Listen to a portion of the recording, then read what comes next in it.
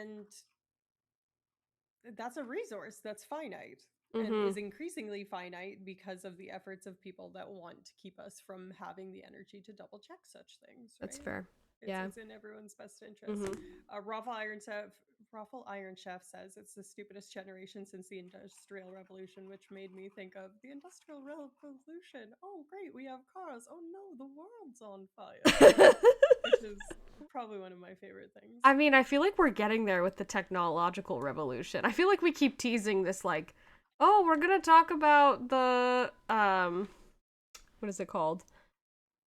AI and stuff soon. But I mean, like, yeah, I feel like Industrial Yeah. Revolution was like 100 years ago. I feel like we're like getting ready to peak in like our technological revolution era, and like, Yeah.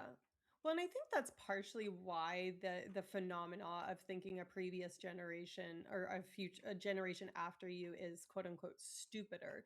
I think it's because the computational ability of someone that didn't have a computer to do all of their work, they literally had to be able to write in cursive and write in, what's not cursive?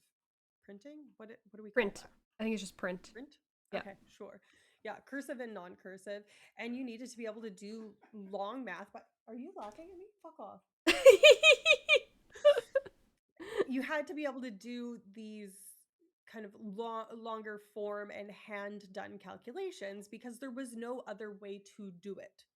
Mhm. And then when computers came along, people were so worried and they're like, oh, this new generation is stupid. They can't even do long division on paper.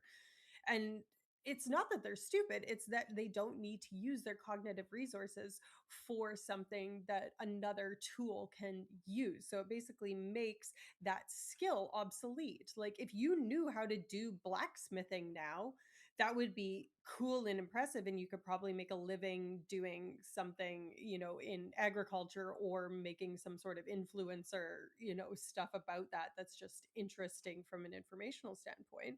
But that's not an actual useful day-to-day adaptive skill. Whereas like Yeah. coding now would be very useful. We'd probably not have as many technological issues if we both had engineering degrees, but here we are. So it's very easy to think that the new generation, oh well, they never had to run around outside and, climb trees. They're all always on their Yeah. iPads and stuff. And sure, maybe that's true. Maybe they don't have the same type of intelligence in the same arenas that we do, but that doesn't mean that they're not as intelligent. I mean that's super fair. I mean, that's Maybe. also I'm pretty sure like so they actually I'm forgetting the exact name for it, but there is an assessment that's done every and it's like across generations, Hmm. and there's a graph that is done of like IQ scores and intelligence scores over Hmm. time, and it's like it has like sequentially gone up essentially. And I Yeah. don't think that evidence has shown that the next generation is like dumber. And I don't think that they are, because they have higher increased access to information, probably in so much that it's like bad for them. That's why everyone's mental health is in the Yeah. toilet. But Yeah. I think, I mean, yeah, they have much more knowledge of world events. They have information at their fingertips. If they ask a question, they can get the answer to it. They don't have to do a whole dissertation in the library going through textbooks looking for an answer to a Right. question. So, yeah, I And I mean, it's mhm. the sort of thing where they can rotate a PDF, but your boomer ass, uncle can't, right? So like Yeah. there's also skills that new generations tend to have and have acquired earlier, just in the same way that you have those critical spots for like language learning and stuff. The more early that you're exposed to something, the more easy it is to learn it, right? Hmm. Arabic numerals, lol. I'd love an episode on the psychological impact of AI. I mean, I think we're planning It's AI coming for up. next week, Yeah. even. I don't know if we're talking directly only about the psychological impact. We're kind of keeping the subjects loose and nebulous so that it's more Hmm. conversational at this point. But yeah, they can't get somewhere without a GPS. I mean, I can't get anywhere without a GPS, frankly. I mean, I could, but I don't want to. I don't want to spend that mental labor. I'd rather spend that mental labor doing something else. Like I just I can't do frankly, that either, but it's probably the autism that's really funny. I mean, we love a spectrum Hmm. cutie. So, Yeah. welcome. Sorry, Yeah, go so okay, yeah. I was gonna say, going back to some of what we were talking about earlier of like hearing information over and over, and I think with Mhm. like COVID-19, it was very obvious because it was people are always, I feel like anecdotes about like bad vaccine, like post vaccine experiences and stuff, like Mhm. traveled very fast and very widely. And Right. I think, you know, anecdotal information is obviously like the antithesis to like scientific evidence. And so this is something that I actually learned from my Mhm. former supervisor when I was TAing his course, but I think is like really really valuable and really really important to show people. So I was going to show the Yeah, um please do. evidence-based medicine pyramid, which you are obviously familiar Yes, with. yes, yes, yes. It's funny that you're pulling stuff from when we taught Jeff's class, and I also wanted to talk about the Sorry, what? expectancy Oh, bias study. I apologize. I gotta switch my screens because I'm a hot mess. I apologize. I apologize. That's all right. Um, well, so to your point, while you're pulling that up, Mhm. there's studies that analyzed millions of Twitter cascades. This is a study from 2018, and analyzed stuff in the way that we analyze viral spread. So, like an R naught, the way that we were measuring the spreadiness Mhm. of COVID-19 is where that became into the public lexicon, which is basically how many people are you spreading it to a spreader. And if people are talking about it in terms of like spreading false information, false stories were 70%, 70 more likely to be retweeted and reached far more larger audiences far more rapidly than true stories. And part of that might be engineered, you know, social hacking, which there's no Mhm. actual data on whether or not that's the case. I wouldn't be surprised, but I mean, just the facts are the facts, right? Anyways, show your evidence-based Yeah. pyramid. Yeah. So, um, I apologize. Obviously, I was focused. My ADHD is kicking in. I can you just really quickly repeat what you were saying? You said that the misinformation was more easily spread than factual That's right. information. We can't see your share screen. Are you on mine or hers? Because it's Vulgar Science that's sharing it. Chat, Uh, can you see Vulgar Science's screen? We were able to see the video, so it should be. I shared with you guys. Let me stop and I'll Ooh, nice pyramid. Try it again.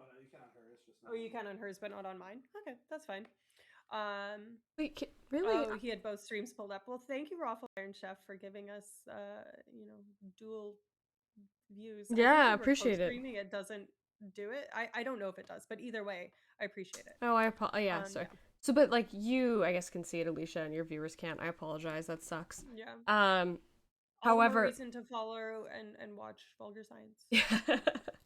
I mean, yeah, I think this is like, and again, that same video essentially, like Doctor, like that same Jubilee video, like Mhm. 20 versus 1, Dr. Mike talks about this pyramid, and I think it's Mhm. really really important. But like at the bottom here is like Mhm.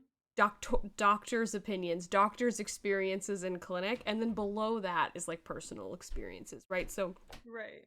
for instance, if you have a like if you, for instance, were like predisposed to developing, we'll say like some sort of neurological disorder, maybe it's Parkinson's, whatever, and you start to develop symptoms 20 minutes after you get a vaccine. I mean, that vaccine has no effect on that whatsoever, right? Mhm. If you were going to get it anyways, but because it happened right after the vaccine, gonna possibly like you're probably gonna attribute it to that Yep. experience, right? 100%. And so, but if that's not seen in many many people over many many studies and like in randomized like RCTs, like excuse me, Mhm. randomized clinical trials, I mean, that's not evidence based. That's like the anecdotes can obviously be very very powerful, and it is important to Mhm. sort of have like qualitative research on people's experiences and these how people Absolutely. feel about things, but at the same time experiences as a group are what drives science, right? So when people say I believe in Mhm. science, it's not about believing, it's about this empirical evidence hierarchy, right? Where it's like every experience, every study is like supported by other evidence and other Mhm. experiences and other studies that then like build on each Yeah. other over time. And so it's not Right. a belief system in the way that other, religion, etc. is a belief system. It's in like an empirical Right. evidence system. Um, and so this, case reports are, one doctor sort of talking to like a very in cases that are very, like, for instance, genetic disorders, which are very very uncommon, often people will publish a case report on that so that you can Absolutely. have some kind of evidence about Mhm. treatment for this individual. Case series is going to be multiple of those. Case control Mhm. studies are, we're starting to get into experimental levels, and then this is more and more people as we reach the top. And systematic reviews and meta-analyses are collections and analyses of previously existing studies, and it's taking evidence from 10 studies of 100 to 1,000 people each. And so we're talking about like 50,000 people when we really look at it. Sometimes more, depending on the Yeah. nature of the analysis, Hmm. right, and the type of research that it's So the more sample evaluating. size and the more data you have, the more powerful your findings are. And anyone who's interested in AI and machine learning knows that. Like, the data that you use is highly important. The more data you use. So, anyways, that's my little rant about that. But yeah. Get a grip. I think no, it's a really good point, and it's good to remind people, first of all, that though anecdotes are powerful and no one's asking anyone to deny their own lived experience or the lived experience of anyone around them that trusts them, we have to acknowledge that the reason that that isn't enough to go on Mm-hmm. is because of the thing that Layla was saying at the beginning, that you can have a false equivalency or a false association with something. Like when people are like, oh, I can't drink tequila. There was one time. Well, it's not the tequila's fault. It's you had alcohol poisoning. And it has nothing to do with the type of alcohol. It might have to do with the concentration Yeah. or alcohol by volume, which again is fine, but it's not tequila's fault. And or if you had curry one time and then you had very bad, gastrointestinal distress afterwards, and you're like, I can't, it always gives me that, well, maybe you need to try a different recipe, right? But that Mm-hmm. doesn't, I don't know, it's very easy when you're very close to something to not be able to see the proverbial forest for the trees, and that's exactly why we do what we do Yes. as I mean, scientists. We this is take why. information that people come to us with saying like, we used to think fibromyalgia was made up, and Yeah. then enough people had it that they were like, okay, we got to study this, and now Yeah. it's a vetted thing, and that happened in my lifetime. And So yeah, and I mean, people now know more about like comorbidities and stuff. But yeah, let's just yeah, briefly. yeah, There's a let's lot, catch up a on lot, chat. a lot of chat Yeah, has been happening without yeah. me. So- Are people more likely to believe negative news than positive news? There is data to suggest that. There's also data to suggest that it's the opposite. So,